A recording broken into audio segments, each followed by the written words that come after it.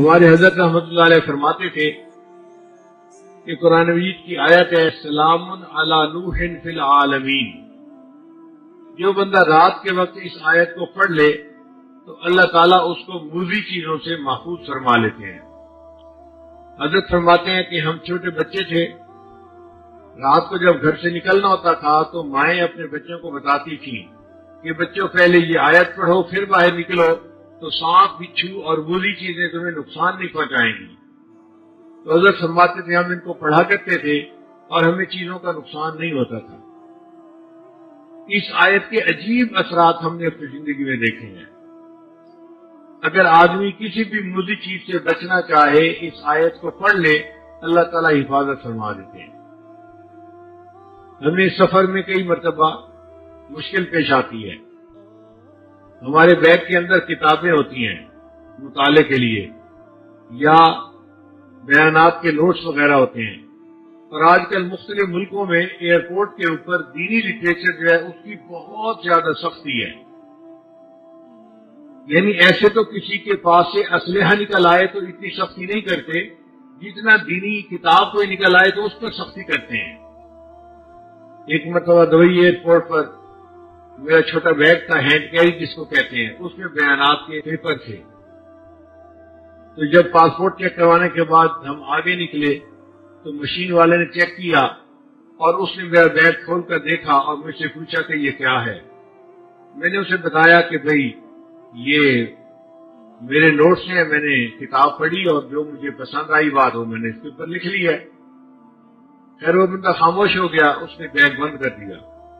جب آگے نکلے تو آگے ایک اور بھی چیک پوسٹ تھی. انہوں نے دوبارہ پھر بیگ پہ چیک کیا.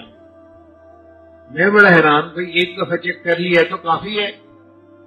دوسری دفعہ پھر چیک کیا. اب جب انہوں نے چیک کیا اور بیگ کھولا تو اس کے اندر کاغذات کو دیکھتے ہی پولیس والا فون کرنے بیٹھ گیا. اب میں حیران سوچ رہا ہوں کہ یا اللہ یہ اپنے کسی افسر کو بلاتا ہے یا کس کو بلاتا ہے اور اس کو کیا چیز نظر آ گئی جو اتنی اہم ہے کہ کسی کو بلانے کی ضرورت پڑ گئی. تھوڑی دیر کے بعد ایک خاتون آ گئی اور اس نے آ کے میرے بیگ کو دیکھنا شروع کر دیا. اب وہ ایک کاغذ کو پڑھ رہی تھی. اللہ کی شان کی اس میں بخاری شریف کی جو اختتامی حدیث ہے اس کے نوٹس تھے. اس نے دیکھتے ہی مجھ سے پوچھا یہ بخاری شریف کی آخری حدیث کے نوٹس ہیں؟ میں نے کہا اچھا تم تقریریں کرتے ہو؟ میں نے کہا جی. پھر اس نے کہا اس کا مطلب یہ ہے کہ تم عالم ہو، یہاں بھی تقریریں کرو گے؟ میں نے کہا نہیں، ابھی تو میں یہاں پر 2 دن رکنے کے لیے آیا ہوں، پھر میں آگے جاؤں گا. وہ کہنے لگی کہ میں عالمہ ہوں اور مجھے انہوں نے صرف اسی لیے رکھا ہوا ہے کہ میں لوگوں کے پاس جو دینی لٹریچر ہے اس کو دیکھوں اور ان کو یہاں پہ روکوں. پھر اس نے میرے سارے نوٹس دیکھے، ان کے عنوان پڑھے تو مجھے کہنے لگے کہ آپ کسی خاص فقہ کے اوپر تقریریں کرتے ہیں. میں نے کہا نہیں، میں مسائل کے بارے میں تقاریر نہیں کرتا، میں اصلاحی تقاریر کرتا ہوں. تو اللہ نے اس کے دل میں نرمی ڈال دی. وہ مجھے کہنے لگی کہ آپ اپنے بیگ کے اندر کاغذات نہ لے کے چلا کریں، آپ کو کسی دن ایئرپورٹ پہ روک لیا جائے گا اور آپ کو جو ہے مشکل میں پڑ جائیں گے آپ. اب ہمیں فکر لاحق ہوئی کہ یا اللہ یہ تو روز کا معاملہ ہے، کریں تو کیا کریں. پھر وہ مجھے کہنے لگی تھی کہ آپ یہ نوٹس کیوں ہر وقت ساتھ رکھتے ہیں؟ کتابیں آپ نے کیوں رکھی ہوئی ہیں؟ یہ 2-3 کتابیں تھیں. میں ان کا مطالعہ کرتا ہوں ہر وقت بیٹھ کے. پھر وہ حیران ہو کے پوچھ لگی کہ آپ کتابیں پڑھتے رہتے ہیں؟ تو میں نے اسے کہا کہ اس عمر میں اب کتابیں نہیں پڑھوں گا تو کیا ویڈیو گیم کھیلوں گا بیٹھ کے؟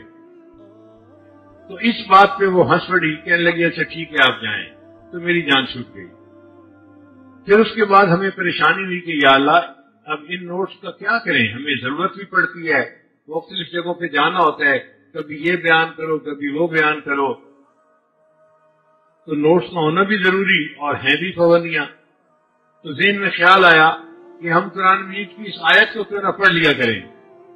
چنانچہ اس کے بعد تقریباً 8 سال ہو گئے یا 10 سال میں جہاں جس ایئرپورٹ پہ بھی جاتا ہوں، جہاں بیگ چیک کرنے کی مشین ہوتی ہے یا عملہ ہوتا ہے، میں یہ آیت پڑھ کے ان پہ پھونک دیتا ہوں وَجَعَلْنَا مِن بَيْنِ أَيْدِيهِمْ سَدًّا وَمِن خَلْفِهِمْ سَدًّا فَأَغْشَيْنَاهُمْ فَهُمْ لَا يُبْصِرُونَ۔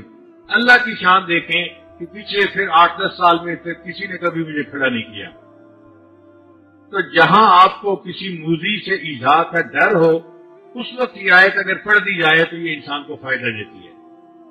پھر ہم نے اس کا تجربہ اور بھی کیا کہ مثلا ایک بچی ہے، اس کی شادی ہوئی اور اب اس کو ساس بہت تنگ کرتی ہے، اس نے جینا حرام کیا ہوا ہے، یا اس کی نند ہے وہ اس کو تنگ کرتی ہے، تو ہم نے کہا کہ بھئی آپ صبح صبح اٹھا کریں، فجر کی نماز بھی پڑھا کریں اور یہ آیت پڑھ کے ان پہ دم کر دیا کریں، اللہ تعالیٰ ان کے شر سے حفاظت فرمائیں گے۔